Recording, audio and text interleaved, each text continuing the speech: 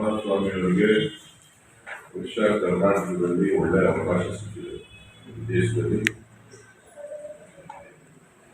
ಸೇವೆ ಮಾಡಿ ಕರ್ನಾಟಕದ ಅಭಿವೃದ್ಧಿಯ ಬಗ್ಗೆ ಅವರ ಚಿಂತನೆಗಳು ಸಲಹೆಗಳನ್ನು ಕೊಡಲಿ ಅಂತೇಳಿ 25ನೇ ಇಸ್ವಿನಲ್ಲಾದರೂ ಅವರಿಗೆ ಒಳ್ಳೆಯ ಬುದ್ಧಿಯನ್ನು ಭಗವಂತ ಕೊಟ್ಟು ರಾಜ್ಯದ ಜನರ ಹಿತದೃಷ್ಟಿಯಿಂದ ಅವರ ಸಲಹೆಗಳು ಮಾರ್ಗದರ್ಶನ ರಾಜ್ಯ ಸರ್ಕಾರಕ್ಕೆ ಇರಲಿ ಅಂತೇಳಿ ನಾನು ಭಾವಿಸ್ತೇನೆ. 40% ದೊಡ್ಡ ಹೋರಾಟ ಮಾಡಿ ಸರ್ ಕಾಂಗ್ರೆಸ್ ಅದ್ರ ಮೇಲೆ ಹೇಳಿದ್ದಲ್ಲಪ್ಪ, ಹೊಸ ವರ್ಷದಲ್ಲಿ ಅವ್ರಿಗೆ ಒಳ್ಳೆ ಬುದ್ಧಿ ಕೊಡ್ಲಿ ಅಂತ ಹೇಳಿದ್ದೀನಲ್ಲ.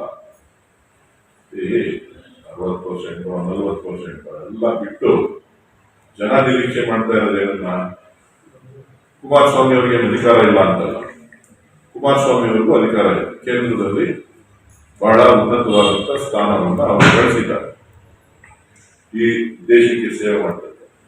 ಅದರಲ್ಲಿ ಅವರು ರಾಜ್ಯಕ್ಕೆ ಕೊಡುಗೆಗಳು ಏನನ್ನ ಕೊಡಬೇಕು ಅನ್ನೋದ್ರ ಬಗ್ಗೆ ಚಿಂತನೆಯನ್ನು ರಾಜ್ಯ ಸರ್ಕಾರಕ್ಕೆ ಸಿಗಬೇಕಾದಂತಹ ಪಾಲುಗಳನ್ನು ದೊರೆಯಬೇಕಾದಂತಹ ಯೋಜನೆಗಳನ್ನ ಇದ್ರ ಬಗ್ಗೆ ಒತ್ತಡವನ್ನ ಕೇಂದ್ರ ಸರ್ಕಾರದಲ್ಲಿ ಮಾನ್ಯ ಪ್ರಧಾನಮಂತ್ರಿಗಳ ಮೇಲೆ ತೋರಿಸಿ ರಾಜ್ಯಕ್ಕೆ ಒಳಿತನ್ನ ಬಯಸಲಿ, ಒಳಿತನ್ನ ಮಾಡಲಿ. ಬರೋದು ಆರೋಪ ಮಾಡೋದು, ಬರೋದು ಶನಿವಾರ ಭಾನುವಾರ ಬರೋದು ಆರೋಪ ಮಾಡೋದು ಅಷ್ಟು ಒಳ್ಳೆಯ ಬೆಳವಣಿಗೆ ಅಲ್ಲ. ಚುನಾವಣೆಗಳೆಲ್ಲ ಬಹಳ ದೂರ ಇದೆ. ಆ ಸಂದರ್ಭದಲ್ಲಿ ಆರೋಪಗಳು ಪ್ರತ್ಯಾರೋಪಗಳು ನಡೀಲಿ. ನಾನು ಬಯಸ್ತಾ ಇರೋದು ಒಬ್ಬ ನಾಯಕರಿಂದ ಅಭಿವೃದ್ಧಿಯ ಚಿಂತನೆಗಳು, ಆ ಅಭಿವೃದ್ಧಿಯ ಚಿಂತನೆಗಳನ್ನ ಮಂಥನ ಮಾಡಲಿ ಅಂತೇಳಿ ನಾನು ಬಯಸ್ತೇನೆ.